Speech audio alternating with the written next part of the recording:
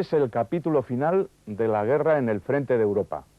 La guerra mundial terminará en septiembre en Japón tras el lanzamiento de la bomba atómica sobre Hiroshima y Nagasaki.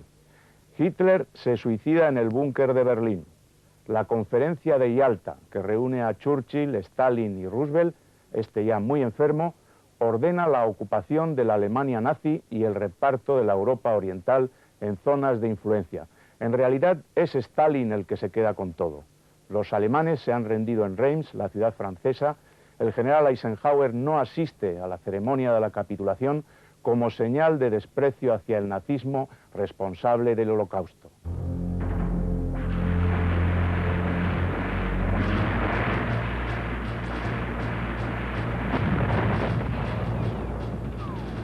A comienzos de mayo de 1945, cuando la guerra ya tocaba a su fin, Alemania conocía sus horas más amargas.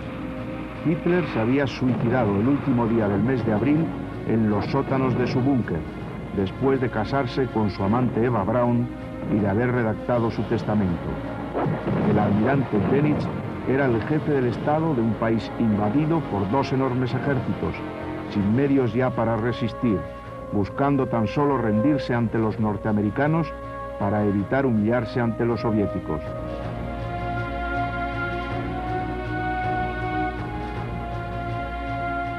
Berlín, la ciudad que vio crecer a Hitler como un dios, era un montón de ruinas, una urbe incendiada, sumida en la escasez, inerme ante las tropas enemigas.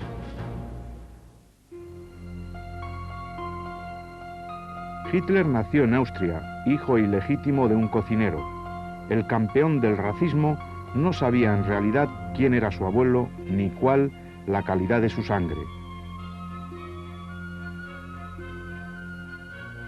Adoraba a Richard Wagner, era un artista fracasado y alteraba en su temperamento momentos de euforia con momentos de depresión.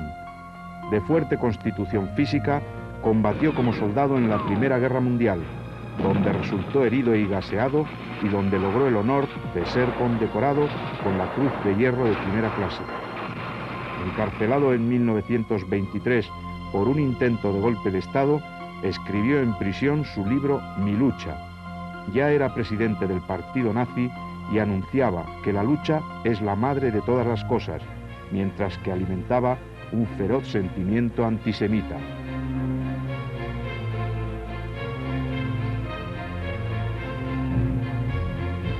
En 1933 ganaba las elecciones, mientras su partido acogía ya a 400.000 afiliados. Y en 1934, a la muerte del viejo Hindenburg, era proclamado en plebiscito Reichsführer, jefe del Estado alemán.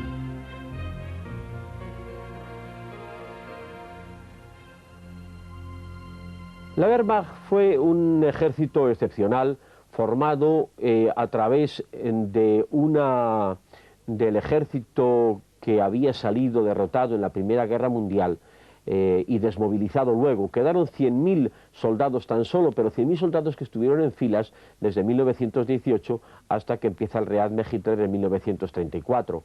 Por tanto, eran unos auténticos profesionales todos ellos. Ellos serían los oficiales que crearían el ejército con una concepción más moderna, más ágil del mundo.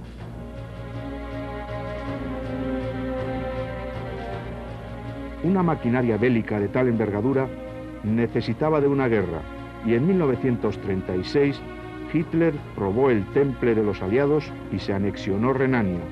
No hubo respuesta a su agresión. Eso le dio ánimos. En 1938 ocupaba Austria y Checoslovaquia.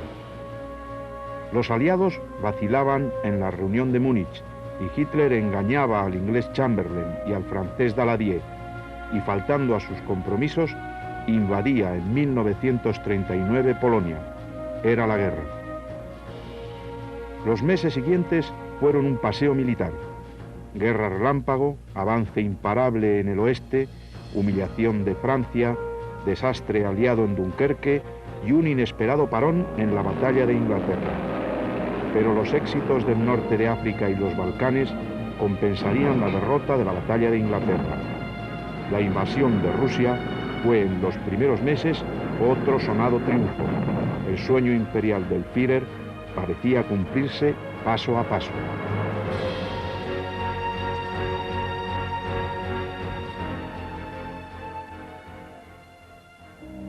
El nuevo imperio soñado por Hitler tenía su centro en Alemania, a la que se unían una serie de países como Bélgica, Polonia y el norte de Francia.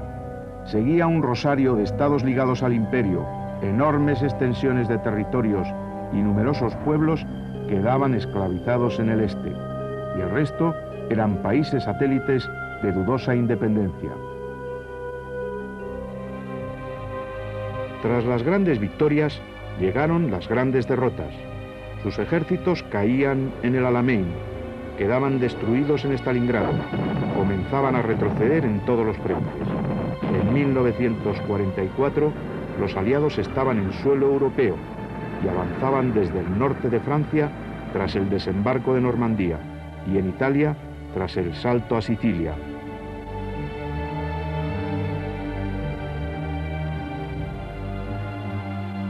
Desde el este, un gigantesco ejército soviético iba aplastando todos los intentos alemanes de resistencia. París fue liberado y también Roma. Los ejércitos rusos entraron en suelo alemán y los aliados cruzaron el último puente sobre el Rin.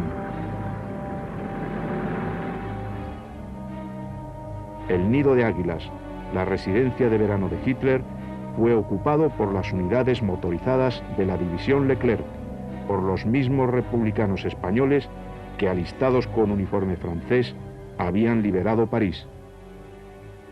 Y los primeros hombres que llegaron al Nido de Águilas, era el gran chalet que tenía Hitler y por el cual se subía con un ascensor particular, fue el grupo que mandaba el alférez Bernal, zaragozano, el cual, al entrar en un despacho de Hitler, ver el desorden que había, mesas por el suelo, un sillón, vio un sillón más lujoso que los otros y se dijo, este debe ser el sillón de Hitler.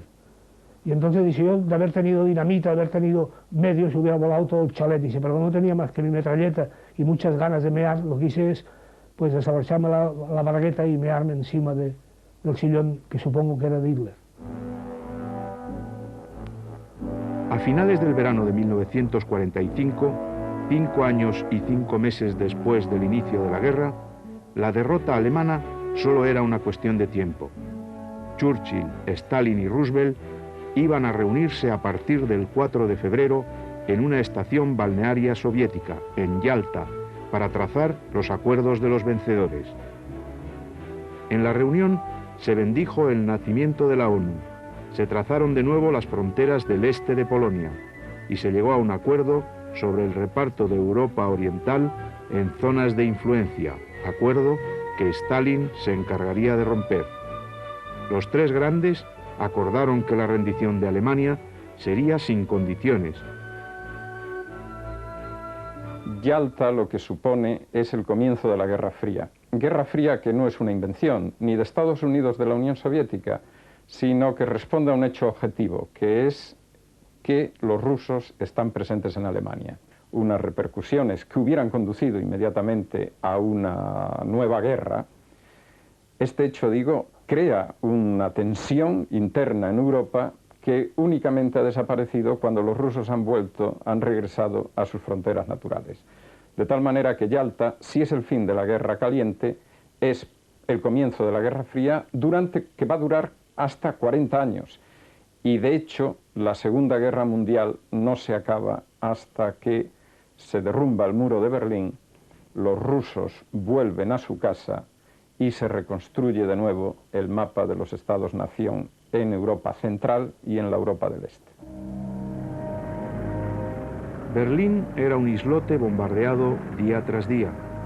Los bombardeos masivos comenzaron en noviembre de 1943, cuando 900 toneladas de bombas cayeron sobre la ciudad. Desde febrero de 1944, los bombardeos siguieron y se calcula que entre noviembre de 1943 y marzo de 1944, los aliados hicieron más de 20.000 salidas para atacar Berlín. Las pérdidas de los atacantes no llegaron al 6%. Hasta abril de 1945, más de 50.000 berlineses murieron bajo las bombas.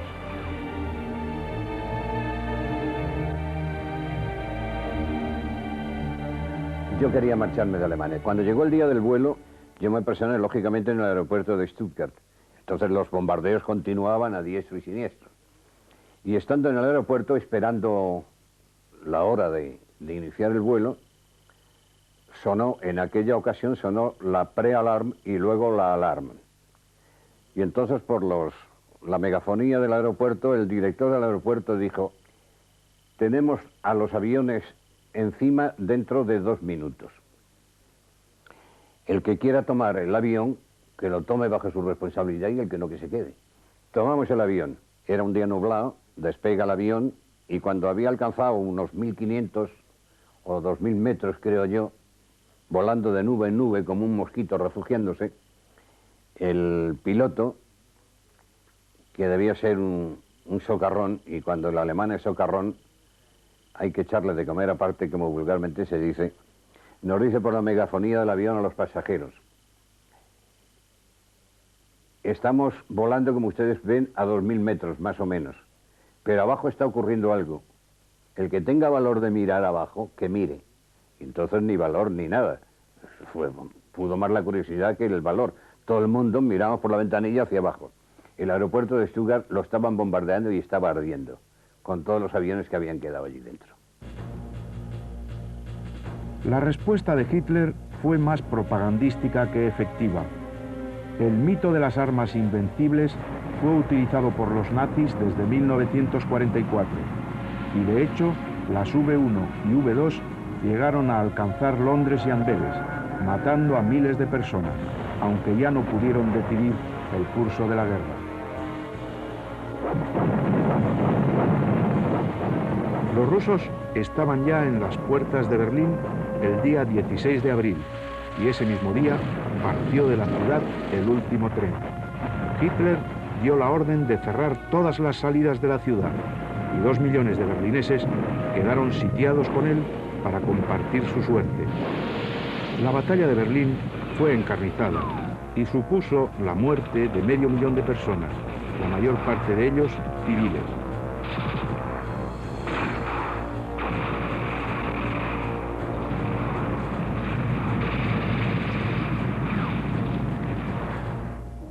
Es posible que Hitler decidiera suicidarse tan solo para evitar la humillación de ser juzgado por un tribunal soviético o enjaulado en el zoo de Moscú.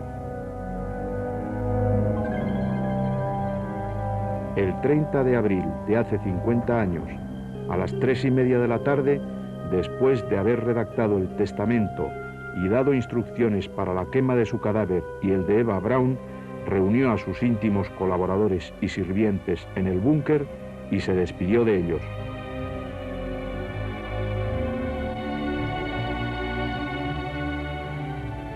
Poco después, se suicidaba a solas con Eva Braun, su amante de tantos años, y con la que se había casado el día anterior.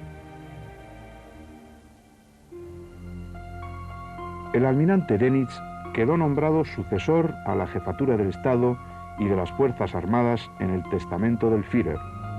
Ya no se trataba de resistir mucho tiempo, sino de lograr una paz honrosa, el alto el fuego. Pero los aliados no aceptaban otra cosa que la rendición sin condiciones.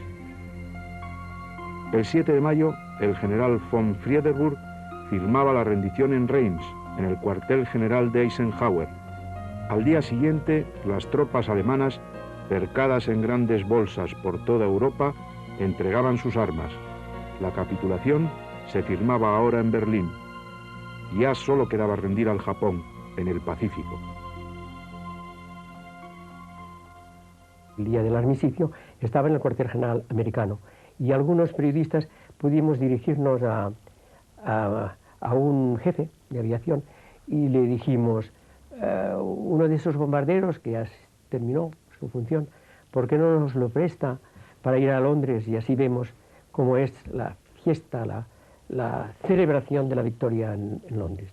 En efecto, después de comer nos pusieron un bombardeo y fuimos a Londres desde Múnich, desde Frankfurt, y de esa manera vimos por la mañana la tristeza de la derrota, la gente por las calles, y luego por la tarde, pues la gente en la calle de Londres, bailando, besándose unos con otros, tal, cantando, bebiendo, y fuimos al Palacio de Buckingham, y en la verja, como tantos otros, pues vimos a la familia real saliendo al balcón, y Churchill un paso detrás de los reyes, cuando él era el artífice de la victoria, pero estaba un paso o dos detrás de los reyes. Y estaba la actual reina, que era una chica, una niña, también en el balcón. De manera que esta imagen de ver en un solo día la cara y cruz de la derrota y la victoria es un hecho bastante raro y que sin ningún mérito por mi parte pude pues, presenciar. La fiesta de la victoria no tardó mucho en dar paso a un mundo de nuevo dividido, esta vez entre el este y el oeste, entre el universo comunista y el autoproclamado mundo libre. El fin de la Segunda Guerra Mundial significó, entre otras cosas, el fin de la hegemonía europea, la desaparición de los grandes imperios coloniales, fundamentalmente de Gran Bretaña y de Francia, pero también otros imperios como por ejemplo el holandés, que irían dando la independencia a lo largo de los años 50, 40, 50 y 60 a sus antiguas colonias de Asia y África. Paralelamente, y como respuesta a ese declinar de la hegemonía europea, irían produciéndose en el bloque de la Europa occidental procesos